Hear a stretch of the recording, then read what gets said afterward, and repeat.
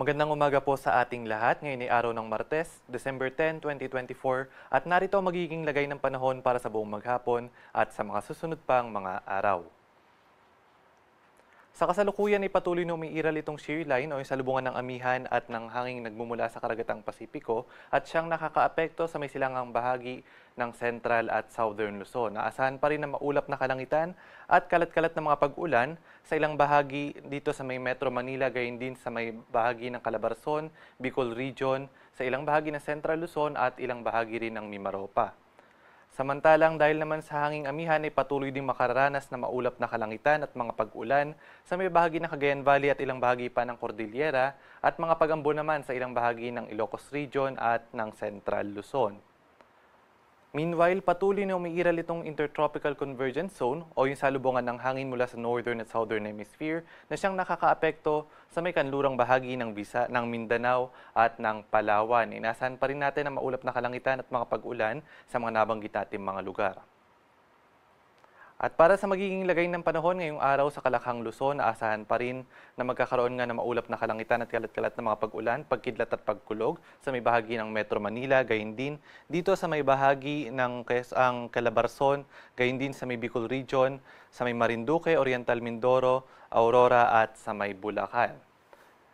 At dahil naman sa pag-iral ng hanging amihan, aasahan din na maulap na kalangitan at mga pag-ulan dito sa may bahagi ng Cagayan Valley, sa may Apayao, Ifugao, Abra at sa may Mountain Province. At dito sa may kanlurang bahagi ng Luzon, partikular sa may Ilocos Region at sa nalalabing bahagi ng Central Luzon, asahan naman natin ang mga pag-ambon dulot ito ng hanging amihan. Agwat ng temperatura sa may Lawag nasa 23 to 30 degrees Celsius, sa may Tuguegarao ay nasa 22 to 27, sa may Baguio City 17 to 22, dito naman sa may Metro Manila at sa may Legazpi nasa 25 to 30 degrees Celsius, at sa may bahagi naman ng Tagaytay ay nasa 21 to 29 degrees Celsius. At dumako naman tayo sa magiging lagay ng panahon dito naman sa may bahagi ng Visayas, Mindanao at sa may Palawan. Asahan pa rin nga natin ang maulap na kalangitan at mga pag-ulan dulot ng Intertropical Convergence Zone o ng ITCC sa may bahagi ng Zamboanga del Norte at sa may Palawan.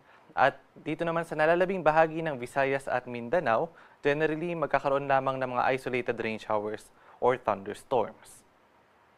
Agwat ng temperatura sa may Iloilo, Metro Cebu at sa may Tacloban nasa 26 to 32 degrees Celsius. At dito naman sa may bahagi ng Palawan, sa may Puerto Princesa at sa may Kalayaan Islands nasa 25 to 30 degrees Celsius. At sa may bahagi naman ng Cagayan de Oro, 24 to 31. At sa may Zamboanga City, 25 to 33. At dito sa may bahagi ng Metro Davao ay nasa 25 to 32 degrees Celsius.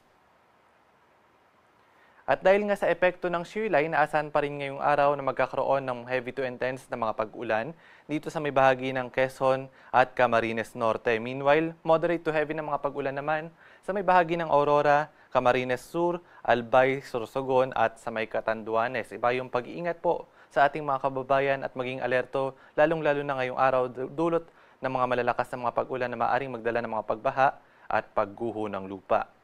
At magpapatuloy pa rin yung mga pag-ulan na dala ng shear line sa may bahagi ng Luzon, partikular heavy to intense na mga pag-ulan sa may Quezon at sa may Aurora at moderate to heavy na mga pag-ulan naman sa may bahagi ng Camarines Norte, Camarines Sur at Catanduanes, dulot pa rin ito ng epekto ng shear line.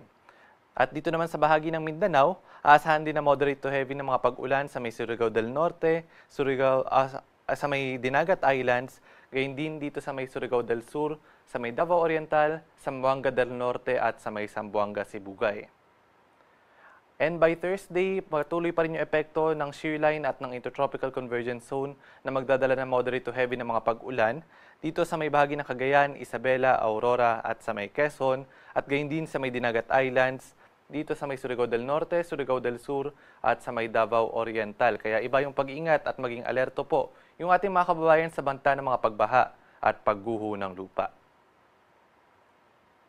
At ngayong araw, nakataas din yung ating gale warning sa mga baybayin ng Ilocos Norte, Cagayan kasama yung Babuyan Islands, Isabela, gayon din sa may Northern Aurora at sa may Northern and Eastern Coast ng Polillo Islands, sa may Camarines Norte, Camarines Sur at sa may Northern and Eastern Coast ng Catanduanes. Iba yung pag-iingat po sa ating mga kababayan at hanggat maaari ay huwag munang pumalaot dahil sa banta na matataas sa mga pag-alon dulot yan ng hanging amihan. At ang haring araw ay sisikat ngayong 6:10 ng umaga at lulubog naman mamayang 5:28 ng hapon. At para sa mga thunderstorm and rainfall advisories, ugaling bisitahin ang ating Facebook at Twitter account or X dito sa may DUST_Pag-asa. At para sa karagdagang impormasyon, bisitahin ang ating website at pag-asa.dust.gov.ph. At yan po muna ang latest mula dito sa Pag-asa Weather Forecasting Center. Ito po si Patrick Del Mundo. Magandang umaga po sa ating lahat.